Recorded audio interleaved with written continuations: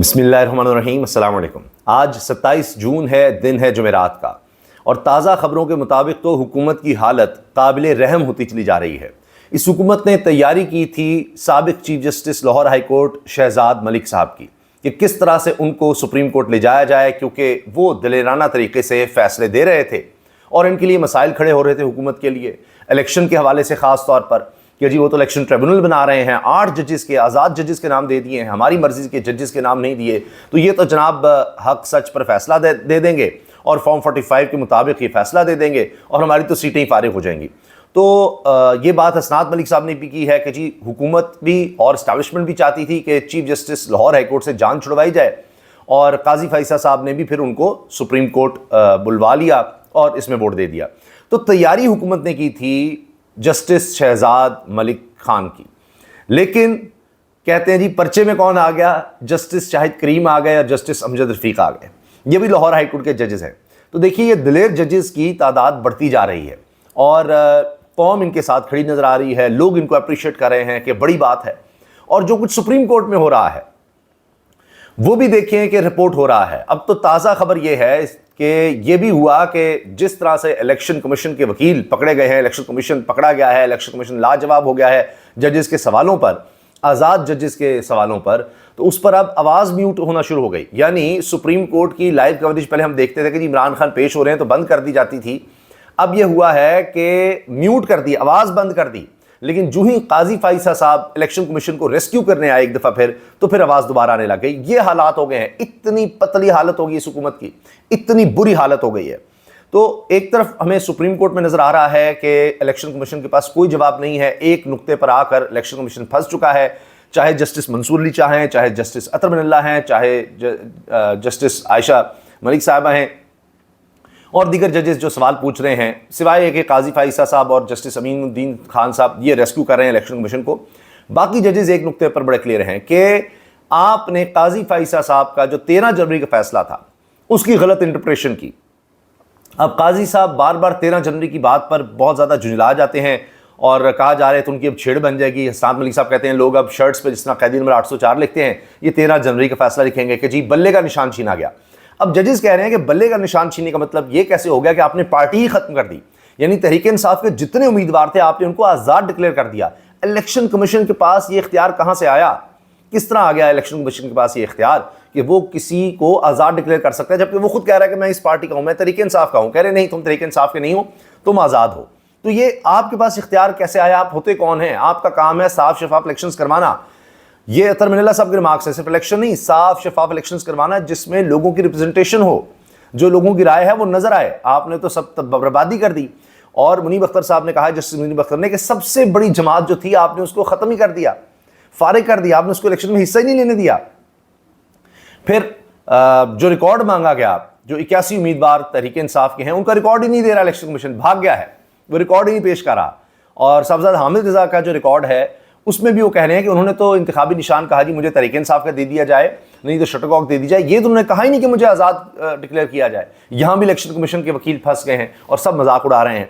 तो काजी फैसल साहब बड़ी कोशिश कर रहे हैं उनको रेस्क्यू करने की, लेकिन वो रेस्क्यू नहीं हो पा रहे, क्योंकि कोई जजेस सवाल करते हैं तो मामला ख़राब हो जाता है। तो काजी फैसल साहब जो हैं वो जजेस को टोक देते हैं। तो पहले यह था कि तहरीक इंसाफ या सुन्नी इत्तेहाद कौंसिल के वकील आते हैं तो काजी साहब उनको बोलने नहीं देते, अब वो अपने जजेस को भी बोलने नहीं दे रहे, सवाल नहीं करने दे रहे कि इलेक्शन कमीशन का वकील जो है फंस गया है, इसको कैसे रेस्क्यू करूं। तो वहां जनाब हालात ये हैं। और दूसरी तरफ जो मैंने कहा कि जस्टिस मलिक शहजाद खान साहब जो हैं उनको सुप्रीम कोर्ट ले जाया गया, तो यहाँ जनाब हाई कोर्ट में 2 और जजेस खड़े हो गए हैं और उनमें जस्टिस शाहिद करीम, जिनके पास इंसदाद दहशतगर्दी की अदालत के जज को हिरासा करने का केस भेजा था जस्टिस शहजाद साहब ने, साबिक chief justice Lahore high court ने, और इस पर तौहीन अदालत की कार्रवाई के हवाले से मजीद उन्होंने शाहिद करीम के पास ये केस लगा दिया था। अब जस्टिस शाहिद करीम ने क्या किया है, वहाँ पर जनाब वज़ीर आज़म शहबाज शरीफ साहब को बुलाने का इंदिया दे दिया गया। दूसरी तरफ जस्टिस अमजद रफ़ीक ने वज़ीर आला मरीम नवाज़ को बुलाने का इंदिया दे दिया है और ख़तरे की घंटियाँ बज गई हैं। पहले ये फॉर्म 45 पर परेशान है कि जी वो तो हमारे पास है नहीं, यानी जो असली फॉर्म 45 वो लाएंगे तो पकड़े जाएंगे, जाली जो है वो लाएंगे तो पकड़े जाएंगे, 45 असल लाएंगे तो हम हारे हुए हैं, तो वो भी 2 नंबरी। वो मरीम साहबा का पहले ही जो इलेक्शन है वो चैलेंज हुआ है, वो भी लाहौर हाई कोर्ट में चैलेंज हुआ हुआ है। ये इनके लिए मसाइल अलग से हैं। तो अब अमजद रफ़ीक साहब ने कि जी आप वज़ीर आला हैं, जैसे भी बन गई सो बन गई, अब आपके होते हुए लोग अगवा हो रहे हैं, लापता हो रहे हैं। ये मामला है शहबाज गिल के भाई का, और वो लापता हैं। तो उस पर अब वो कह रहे हैं कि जी अगर ज़रूरत पड़ी तो फिर हम मरीम साहबा को भी बुलाएंगे, वज़ीर आला को भी बुलाएंगे। इसी तरह वज़ीर आज़म का कहा जा रहा है। वज़ीर आज़म का कह रहे हैं जस्टिस शाहिद करीम साहब।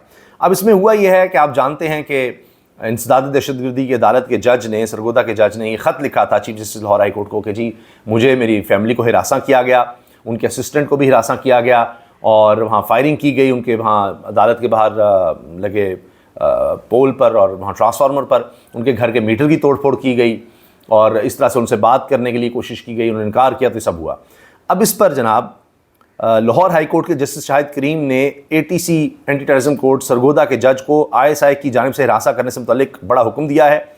ये मोहम्मद अशफाक साहब हैं, ये सीनियर कोर्ट रिपोर्टर हैं, दुनिया न्यूज़ से वाबस्ता हैं, और तमाम जितनी भी इस वक्त अखबारात और चैनल्स हैं उन पर आपको ये खबर मिल जाएगी। इसमें जनाब वज़ीर आज़म पाकिस्तान ISI और IB के हवाले से ज़िम्मेदारी उठाएँ जस्टिस शाहिद करीम। अगर इसके बाद भी कुछ हुआ तो हम बराह रास्त वज़ीर आज़म से पूछेंगे। अगर इसके बावजूद कुछ हुआ, ज़िम्मेदारी उठाएं, फिर हम बराह रास्त वज़ीर आज़म से पूछेंगे। वज़ीर आज़म को इसकी ज़िम्मेदारी लेना होगी। IB और ISI वज़ीर आज़म के नीचे हैं। IG पंजाब को हिदायत जारी की जाएगी कि ऐसा कुछ भी मुतल्लका जज से मुशावरत के बाद किया जाएगा। IG पंजाब से इस हवाले से तमाम पुलिस अफसरान को हिदायत जारी करें। ATC अदालतों के तमाम जजेस मोबाइल में रिकॉर्ड करने वाली ऐप्स रखें कि अगर आपको कोई इस तरह का फ़ोन आता है तो जस्टिस शाहिद करीम ने कहा है कि आप उस फ़ोन को रिकॉर्ड करें। अगर कोई ऐसी फ़ोन कॉल आए तो इसे रिकॉर्ड किया जाए। मैं इस केस में एक प्रोसिक्यूटर मुकर्रर करूँगा और एक अदालती मुआविन भी मुकर्रर करूँगा। अदालत ने अज़ खुद नोटिस कोर्ट पटिशन में को रिट पटिशन में तब्दील कर दिया। लें जी, अज़ खुद नोटिस को रिट पटिशन में तब्दील करते हुए समाअत जुलाई के दूसरे हफ्ते तक मुलतवी कर दी है।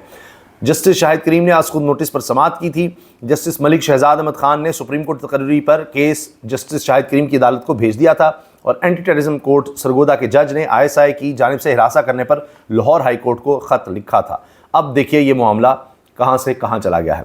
दूसरा जो मैं अर्ज़ कर रहा हूँ जस्टिस अमजद रफ़ीक साहब वाला, उसमें उन्होंने मरीम नवाज़ साहिबा को बुलाने का इशारा दे दिया, इंदिया दे दिया है, और उसमें उन्होंने कहा है कि जी इनके होते हुए लोग अगवा हो रहे हैं और यहाँ पर लोग लापता हो रहे हैं, तो इस पर तो उनको बुलाना चाहिए, वज़ीर आला को। लाहौर हाई कोर्ट में शहबाज गिल के भाई की बाजियाबी की दरख्वास्त पर समाअत। पुलिस की जानिब से पेश की गई रिपोर्ट मुस्तरद, पुलिस की रिपोर्ट मुस्तरद हो रही है। ये जो मरीम साहबा ने IG साहब लगाए हुए हैं, पुलिस लगाई हुई है, इसका सिर्फ काम है जी तहरीक इंसाफ के ख़िलाफ़ इक़दाम करना। अब जनाब उनकी रिपोर्ट्स जिस तरह की आती हैं आप सबके सामने हैं, वो रिपोर्ट ही मुस्तरद हो गई है। IG को तलब किया गया है। अदालत का मुग़वी को पेश ना करने पर इजहार बरहमी। कल मुग़वी को और तफसीली रिपोर्ट पेश करने का हुक्म। अगर ज़रूरत पड़ी तो वज़ीर आला को भी तलब किया जाएगा। जस्टिस अमजद रफ़ीक। ये है जनाब अब इस वक्त कारकर्दगी वज़ीर आला पंजाब मरीम नवाज़ साहिबा की, कि यहाँ पर लोग अगवा हो रहे हैं। ये याद इनका रखा जाएगा, जितने मर्जी रेड कारपेट बिछा कर, जितनी मर्जी फ़ोटोशूट्स करवा लें, जो मर्जी कर लें, लेकिन अब मामला ये है कि ये याद रखा जाएगा इनके दौर में लोग किस तरह से लापता हुए थे और फिर अदालतों में किस तरह से बुलाया जाता था। बाकी जनाब सुप्रीम कोर्ट में इस वक्त केस जारी है और समाअत हो रही है इसी केस की, मखसूस नशिस्तों की। उसमें ये तो वाज़ेह नज़र आ रहा है कि काजी फैसल साहब हर सूरत में ना सिर्फ ये कि ये तहरीक इंसाफ से छीनना चाहते हैं सीट्स, बल्कि दूसरी तरफ ये हुकूमत को ये सीट्स देना भी चाहते हैं। एतजाज़ अहसन साहब का ये कहना है कि ये एक वाज़ेह उसूल है कि कभी भी जज इस तरह से अब नहीं बैठता। काजी फैसल साहब को इस केस में नहीं बैठना चाहिए, क्योंकि वो इस केस से बराह रास्त फ़ायदा उठाने वाले में हो सकते हैं कि इसके असरात ये होंगे कि 2/3 अक्सरियत हुकूमत दे जाएगी। अगर मखसूस नशिस्तें उनको मिल जाती हैं तो उससे फिर काजी फैसल साहब को एक्सटेंशन मिलेगी। तो इस पर एतजाज़ साहब ने कहा है चीफ जस्टिस बहुत जज्बाती हो रहे हैं। पहले वकला को बोलने नहीं देते थे, अब साथी जजेस को बात नहीं करने देते।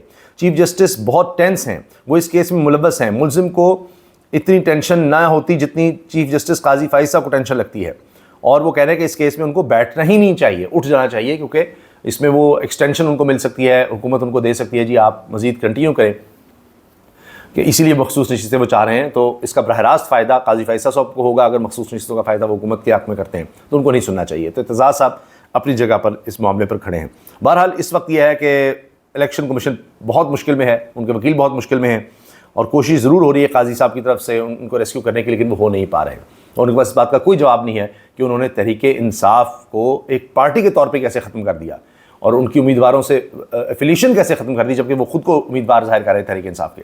तो जो 13 जनवरी की बल्ले का निशान छीनने से मामला शुरू हुआ था, इलेक्शन कमीशन ने इसमें भरपूर साथ दिया। और काजी साहब कहते हैं जी गलत इंटरप्रेशन कोई कर दे, तशरीह कर दे तो मेरा क्या कसूर है, लेकिन इस पर उन्होंने कोई नोटिस भी नहीं लिया और सब कुछ होने दिया।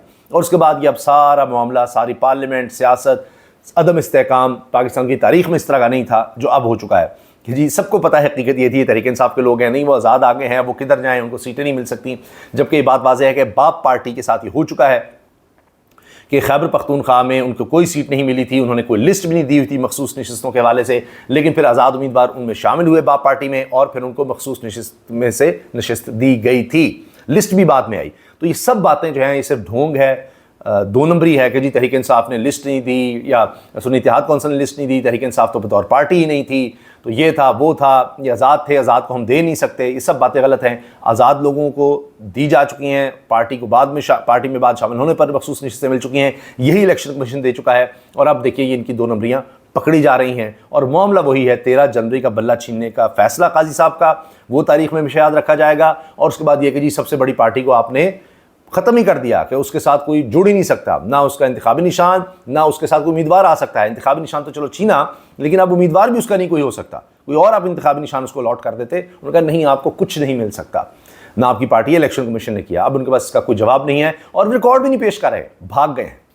इजाज़त दीजिए, अल्लाह हाफ़िज़।